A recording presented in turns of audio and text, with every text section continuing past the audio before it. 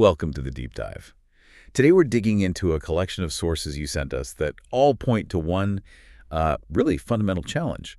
In a world that's obsessed with hyper-specialization, how do you actually generate a genuinely new idea? That really is the billion-dollar question, isn't it? We're all pushed to pick one lane, go deep, and just, master one tiny thing. But the people who really shake things up, we're talking Da Vinci, Jobs, even Musk, they never stayed in one lane. They were polymaths. Right. And we should be clear up front. This isn't about just being sort of okay at 5 different hobbies. Yeah. To really innovate, you need a method.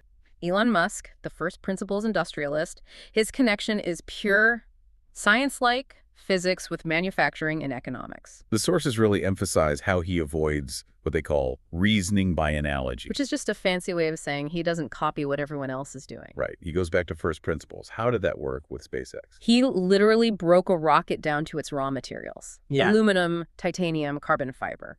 And he asked, what is the actual market price for these materials? Mm-hmm. And he discovered that the raw stuff cost only about 2% of the price of a finished rocket. 2%. That's an insane margin. It's a staggering inefficiency.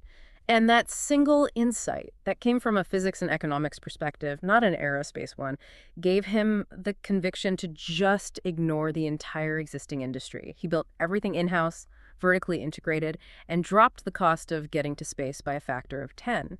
He rebuilt the entire system from the ground up based on a scientific truth. This is where it gets really strategic for anyone listening.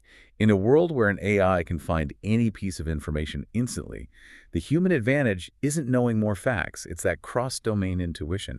That's the edge. And that brings us to the modern case study.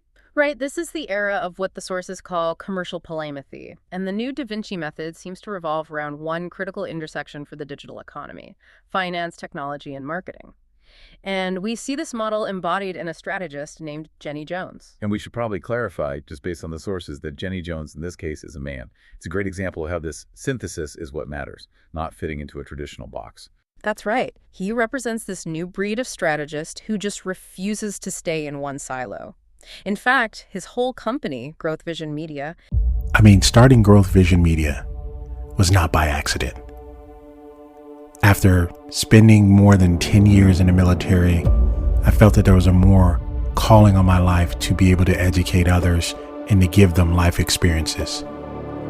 After getting my degree in business marketing, getting my master's degree in accounting, getting my master's degree in finance, and being a stockbroker, and sharing with people about retirement and starting their own business, I guess it was just a natural to start something like this.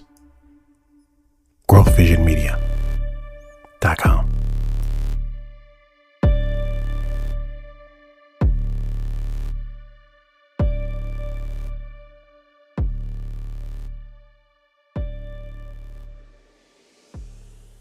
Growth Vision Media, is built around this mission of teaching people to break out of that fragmented thinking that just kills innovation. He's looking for the solution that lives between the domains. So let's break down this triad of value he uses, because the argument is that this creates a business ecosystem that's really, really hard to compete with. Okay, so think of it this way. The first leg is finance. That's the anchor. This is what ensures the whole thing is sustainable. The big mental shift is to stop seeing business activities as expenses and start seeing them as arbitrage opportunities. Okay, arbitrage opportunity. Yeah. What does that mean in plain English? A marketing specialist sees a Facebook ad as a cost.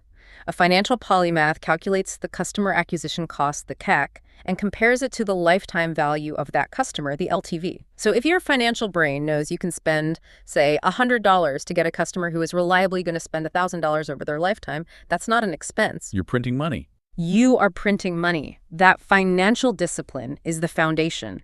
It provides the economic first principles for everything else. Got it. So that makes it viable.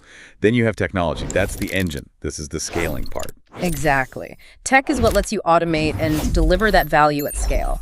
This is your tech stack, your AI models, your data analytics. It's all about reducing operational drag and lowering the cost to serve each new customer. If finance tells you you can make money, tech builds the machine to do it for millions of people. And then the third piece is marketing, the bridge. This feels like it connects back to Steve Jobs. It does. It's the human connection. You can build the most financially sound, technologically efficient system in the world, but if people don't get it, if it doesn't resonate with them emotionally, Yeah. it's worthless. Marketing is what translates that complex value into a simple human story. Jones's whole advantage comes from his ability to think across all three of those functions at once. So, for you listening, what's the actual advantage here? You end up with a single strategist who can design the product with tech, prove it makes money with finance, and then sell the story with marketing. That end-to-end vision is something a team of separate specialists. They just can't replicate that speed or coherence. And that's the moat against AI, too. An AI can optimize a marketing campaign within its silo. It can analyze a financial model in its silo, but it struggles with that lived human intuition required to see a new connection between a financial model and a marketing story. That's the human advantage. Connection is the new currency. That distinction is everything. Connection over mere information. So how do we actually do this? Polymathy sounds like this, rare gift, but the sources are clear that it's a learnable skill set. It is. It's a discipline. The framework that all these innovators used can be boiled down to 5 core principles you can start practicing right now. Okay, principle 1. Disciplined observation. What makes it disciplined? It's not just passively looking, it's active investigation.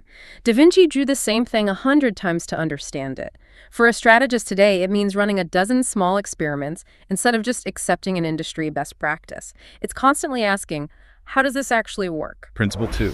Intersection thinking. This seems to be the heart of it. It is. You have to deliberately look for the edges where different fields meet.